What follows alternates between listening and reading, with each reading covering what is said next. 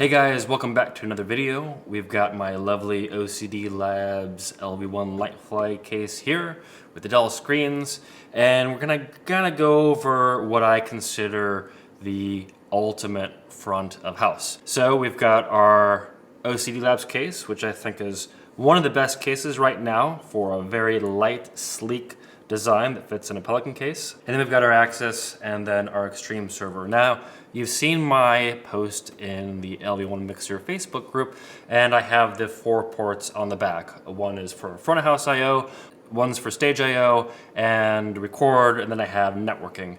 And I think that setup works really great if you're on the go. Maybe you have a Digigrid D in your backpack and you just need something light to go. But if you want to take it up to the next level, what I recommend doing is bringing something like a 4 to 5 space U case. Get yourself an extra server as a backup. Always want to have a backup.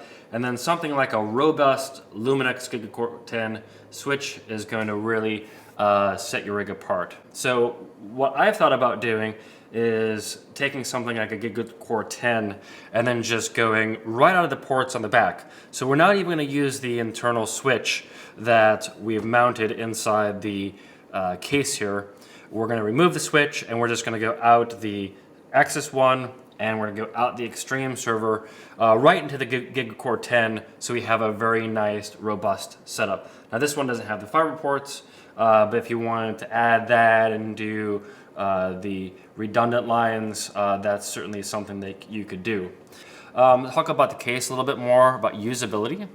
So a couple questions have come up about having a wrist rest. Well, as it stands, there's really not a whole lot of room to move the screen up or down and have it all fit together in the case. And I actually prefer not having wrist rest. I've kind of gotten used to just kind of hovering and going from there. And all my moves are a lot more intense. And I think really any solution, you're gonna wind up, so like on the Behringer X32s, you wind up getting strain right at your wrist. So I just set my hands here on the side, and this gives you quick access to your function keys or your mute groups right here, or you can go and change your layers really easily. You've got your modes you can go back and forth between, and then if you're doing monitors, you've got the buttons right here. Having the second screen up here is nice because as you're making adjustments on whatever, you can kind of keep your eyes forward on the action. So, touching the faders, maybe making adjustment, it works out pretty well. We can take a look at the back. So like I mentioned, we've got the 4 ports here. If we've got a front of house switch, we only really need to go out one, and then everything is kind of nice and tucked away here, out of the way. So we're not really opening, we don't have to really get in here, open it up at all. If we need to access it for whatever reason, then we have that. You can kind of see from the side, there's a lot of ventilation, plenty of ventilation for your server and your access. Plenty of space here for everything to breathe. A lot of cutout, so it's very light. Bottom's pretty cut out. Probably gonna switch this SKB case out. I've had this for 10, 12 years now.